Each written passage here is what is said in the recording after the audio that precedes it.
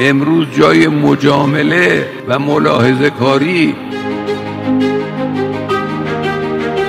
শেষ পর্যন্ত ঘোষণা দিয়েই ইসলামী প্রজাতন্ত্র ইরানের ওপর হামলা চালালো ইসরায়েল। রাজধানী তেহরান সহ একাধিক প্রদেশে ক্ষেপণাস্ত্র ও ড্রোন হামলা। শহীদ হয়েছেন ইরানের শীর্ষ জেনারেল ও পারমাণবিক বিজ্ঞানীরা। প্রশ্ন এখন একটাই, এই হামলার জবাবে ইরান কি করবে? পরিস্থিতি কোন দিকে মোড় নিচ্ছে? স্থানীয় সময় গত বৃহস্পতিবার রাত ৩টার দিকে ইরানের রাজধানী তেহরান, নাতাঞ্জ, ফোর্দো সহ বেশ কয়েকটি এলাকায় ইসরায়েল হামলা চালায়। হামলার লক্ষ্য ছিল সামরিক ঘাঁটি, পারমাণবিক স্থাপনা ও আইআরজিসি নেতৃত্ব। এ হামলায় শহীদ হয়েছেন জেনারেল মোহাম্মদ বাঘেরি, হোসেইন সালামি ও গোলাম আলী রশিদ। নিহত ৬ জনের বেশি পরমাণু বিজ্ঞানী।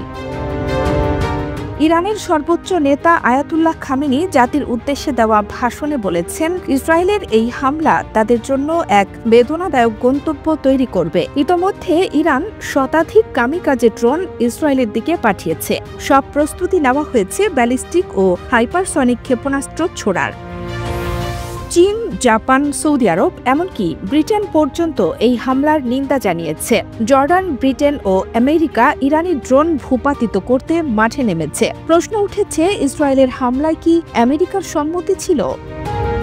ইরান স্পষ্ট করে বলেছে, এই হামলার জবাবে যদি মার্কিন ঘাঁটিতে আঘাত হানে তাহলে যুদ্ধের পরিসর শুধুই মধ্যপ্রাচ্য থাকবে না, ছড়িয়ে পড়বে গোটা বিশ্বে। বিষয়টি নিয়ে বিশ্লেষকরা বলছেন, এটি হতে পারে তৃতীয় বিশ্বযুদ্ধের সূচনা। ইতোমধ্যেই আন্তর্জাতিক বাজারে জ্বালানি তেলের দাম বাড়ছে।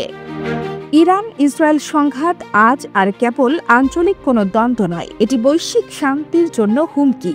ইরানের পক্ষ থেকে জবাব আসবেই, এটাই এখন সময়ের অপেক্ষা। প্রশ্ন হচ্ছে, আমরা কি দেখতে চলেছি ইতিহাসের সবচেয়ে ভয়াবহ যুদ্ধ? আপনি কি মনে করেন এই সংঘাত আরও বিস্তৃত হবে? মতামত দিন কমেন্টে। ভিডিওটি ভালো লাগলে লাইক দিন, সাবস্ক্রাইব করুন আমাদের চ্যানেল এবং বেল আইকন টিপে দিন বিশ্ব রাজনীতির এমন বিশ্লেষণ পেতে। কানিজ ফাতেমা নিপা, খবর সংযোগ।